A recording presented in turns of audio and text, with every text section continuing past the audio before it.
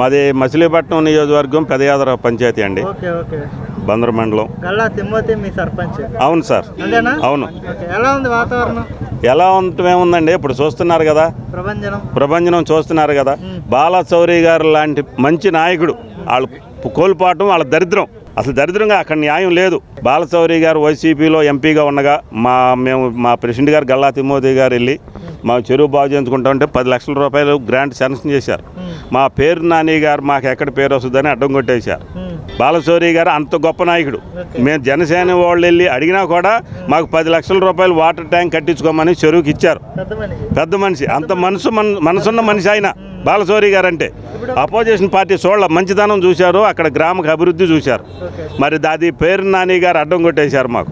ఇప్పుడు చెప్పండి, ఏదైతే బందరు పోర్టు నిర్మాణ శంకుస్థాపనకు ముఖ్యమంత్రి గారు వచ్చినప్పుడు కనీసం ఆ బహిరంగ సభలో కనీసం కూర్చోవడానికి కూడా, వేదికలో కూర్చోవడానికి కూడా సీటు కేటాయించలేదు అనే ఒక ఆవేదన కూడా శౌరి గారిలో ఉంది అన్నట్టుగా తెలుస్తుంది. అంటే ఆ రోజు అక్కడ జరిగిన పరిస్థితులు ఏంటి, పరిణామాలు ఏంటి, దానికి మీరేం సమాధానం చెప్పండి. ఏంటి ఒక్క నిమిషం ఇంకోసారి చెప్పు. సభలో కనీసం కుర్చీ కూడా వేయలేదు శౌరి గారికి అనేది వాస్తవం అవాస్తవం? శౌరి గారికి వేసినా వేయకపోయినా ఆయన మట్టికి నెంబర్ 1 క్యాండిడేట్ అండి బాలశౌరి గారు. మంచి మనసు, ఇందాక చెప్పాను కదా, మేము అపోజిషన్ పార్టీ అని కూడా ఇచ్చి మాకు గ్రాంట్ శాంక్షన్ చేసి ఆపేశారని. మరి అలాంటి నాయకుడికి ఆయన వదులుకుంటాం వాళ్ళకి కర్మ, అది పరిస్థితి. ఓకే, వాతావరణం మారిపోయింది చూస్తున్నారు కదా. రేపు రాబోయేది జనసేన టీడీపీ ప్రభుత్వం. రాష్ట్రానికి మంచి చేయాలంటే ఇదే ప్రభుత్వం రావాలి. ఇదే ఏ మంచి చెప్పండి, నాకు మంచి చెప్పండి. నవరత్నాల ఎస్సీ ఎస్టీ బీసీ మైనారిటీ వర్గాలందరూ కూడా బటన్ నొక్కి నేరుగా సంక్షేమ పథకాల రూపంలో డబ్బులు ఇచ్చారు కదా, అది మంచి కాదంట. మరి ఎంతమంది చనిపోయారో చూసారా?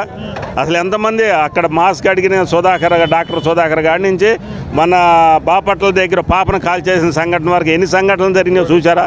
అందా ఎస్టీలను మైనార్టీలని కాల్ చేసి చంపేసి డోర్ డెలివరీ చేసిన అనంతబాబుకి గుర్తుందా? నేను కొన్నే చెబుతున్నాను.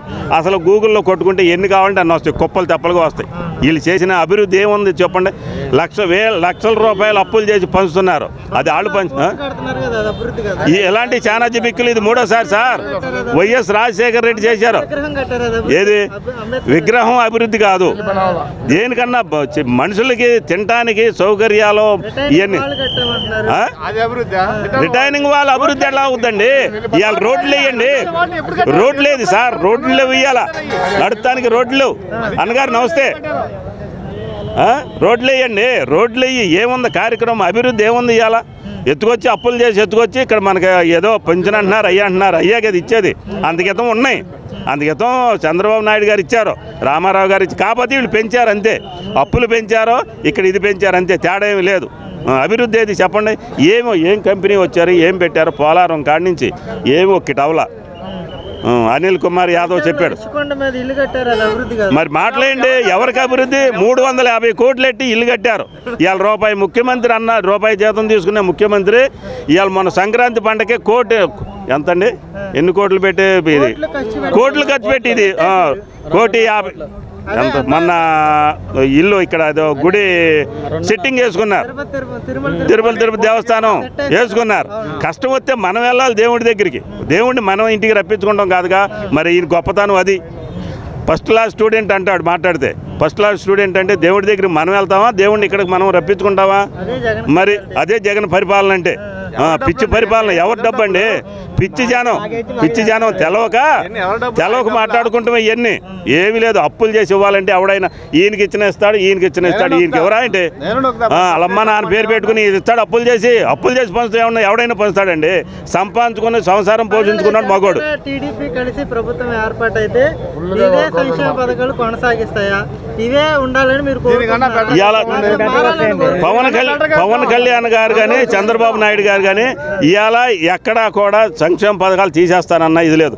మనం సంపద సృష్టించి జనాలకు పంచాలి. అది మొగోడతనం అంటే. అప్పులు చేసి పంచడం ఏముందండి? ఎవడైనా పంచుతాడు. ఈ పథకాలు తీసేసే పని లేదు. అయితే సంపద కావాలి. మనం ఏపీలో ఒక్క కంపెనీ పేరు చెప్పండి మీరు. పోయిన కంపెనీలో ఉండి వచ్చిన కంపెనీ పేరు ఒక్కటి చెప్పండి. పని మీరు మీడియా వాళ్ళే కదా, ఒక్క కంపెనీ పేరు చెప్పండి మాకు. ఉందా? ఇది ఛానల్ అయింది వచ్చేది, ఛానల్ అయింది విజయసాయి రెడ్డిది. చెప్పండి. పరిపాలన బాగోలేదండి అసలు, బాగలేదు. ఎవరన్నారు? సామాన్య మధ్యతరగతి ప్రజలు అలాగే అంటారు. ఎస్సీ ఎస్టీ బీసీ మైనార్టీల ప్రభుత్వం ఇది ఎస్సీలందరికీ అంటే ప్రభుత్వం అందరికీ చేయాలా, ఒక్కరికే చేయాలా? అన్ని సామాజిక వర్గాలు అందరికీ చేయాలి. నువ్వు ఎస్సీ ఎస్టీ మైనార్టీ అని చూస్తున్నావు కదా, మిగతా వాళ్ళు ఉన్నారు, మిగతా కాస్ట్ ఉన్నారు కదా, ఆ మాట. మిగతా కాస్ట్ వాళ్ళకి తీసుకురావాలి కదా. నువ్వు కాపులకి ఏం చేసావు? నువ్వు కాపులకి బడ్జెట్లో కేటాయించారని చెప్పి ఎవరికైనా ఇచ్చావా? ఏమని కొత్తగా పెట్టిన ప్రభుత్వాల పథకాలు కాదండి అవి, ఎప్పుడు కొత్తగా పెట్టిన పథకాలు ఏం కాదు ఇవి, అవి కొత్తగా పెట్టిన ఏం కాదండి. అందుకే కార్పొరేషన్ లోన్లని ఇవన్నీ ఇచ్చేవాళ్ళు, అవి ఇచ్చేవాళ్ళు. అవి తీసేసి మామూలుగా బడ్జెట్ 1 లక్ష రూపాయలు ఇచ్చారనుకో, నాకు 1 లక్ష రూపాయలు ఇస్తే నేను గేదో ఆటోలో ఏదైనా వ్యాపారం పెట్టుకుంటా. అలా కాకుండా నువ్వు 15 నెలలకి 15 నెలలు సంవత్సరానికి 15 నెలలు ఇచ్చి ఆ 15 నెలలు దేనికి సరిపోతాయి? ఉప్పుకు కారానికి దానికే సరిపోతాయి కదా. నువ్వు కరెంటు బిల్ ఉన్న 200 రూపాయలు ఉన్న కరెంటు బిల్లు ఈరోజు 1000 రూపాయలు చేసావు. 100 రూపాయలు 150 రూపాయలు ఇంటి పన్ను నువ్వు ఎంత చేసావు? ఈరోజు ఎంత చేసావు? డీజిల్ ఎంత ఉండేది ఇంతవరకు? ఇప్పుడు డీజిల్ ఇంతవరకు ఎలా ఉండేది రేటు చెప్పండి. అదండి 180 రూపాయలు వస్తే మా ఇంట్లో కరెంట్ బిల్లు ఎక్కువ వచ్చింది అనుకున్నాడు అండి. 180 రూపాయలు 180 రూపాయలు వస్తే కరెంట్ బిల్లు ఎక్కువ వచ్చింది అనుకున్నాడు. ఇటు వరకే లారీ ఇసుక ఎంత అండి? 15,000. అంటే దీనికి ఒక క్లారిటీ ఇస్తున్నారు.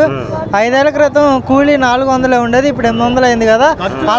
అలాగే కరెంటు బిల్లు కూడా పెరిగింది. ఇందులో పెద్ద మాట్లాడాల్సిన విషయం ఏంటి అన్నట్టుగా కూడా వైసీపీ నాయకులు మాట్లాడుతున్నారు. కరెంట్ బిల్లు ఎన్నిసార్లు పెంచారు? 3 సార్లు పెంచారు. కరెంట్ బిల్లు ఎన్నిసార్లు పెంచారు? ఆర్టీసీ బస్సు ఎన్నిసార్లు పెంచారు? కరోనాలో టీడీపీ గవర్నమెంట్ లో కూడా అదే అయ్యే డబ్బులు ఓసీ వాళ్ళకి లేదంట. మేము పుట్టలేదా మరి వాళ్ళకి? మళ్ళీ వాళ్ళ రక్తమే మాది రక్తం అనేవాళ్ళకి అప్పుడు మరి మాకు కూడా ఉండాలి ఓసీ వాళ్ళకి, కౌలు రైతులకి. మరి అది లేదు మాకు. ఎంతసేపు ఎస్సీ బీసీ మైనార్టీ లాంటి ఎదురు కాస్టాలు కూడా వేసారు కదండి. 3 ముక్కలు తప్ప 2 ముక్క లేదు మాకు. ఎక్కిన కానీ అదే మాట మాట్లాడుతున్నారు ముఖ్యమంత్రి గారు. అన్ని కులాలు వేశారు, అన్ని కులాలు చేద్దామని ఉండాలి కదా. వచ్చింది కాదు మా గెలవంగానే పద్య హోదా చేసుకొస్తున్నారు. ఒక్కసారి గారు పద్య గురించి మాట్లాడారా? పోలవరం పూర్తి చేసేస్తాను. పోలవరం ఎన్ని సంవత్సరాలు అయింది కట్టి మొదలెట్టి? కాదండి.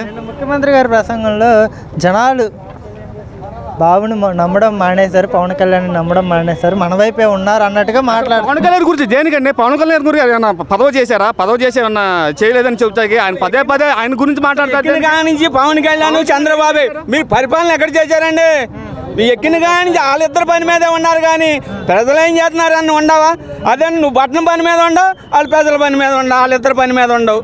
పవన్ కళ్యాణ్ చంద్రబాబు ఇదే పని. ఇక నీకు తెల్లాలేసిన కానీ నీ మీటింగ్ ఏంటి?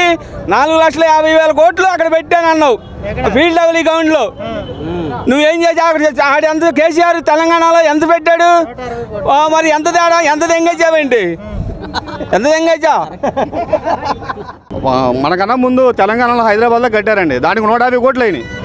150 కోట్లు అని ఈ గవర్నమెంట్ ఎంత అయింది ఖర్చు? దానికి 405 కోట్లు. దేనికి 405 కోట్లు? దేనికి? ఇప్పుడు విజయవాడ కన్నా హైదరాబాద్ కన్నా విజయవాడ సిటీ పెద్ద గొప్ప. మరి దాంట్లో ఎంత డబ్బు తినేశారు?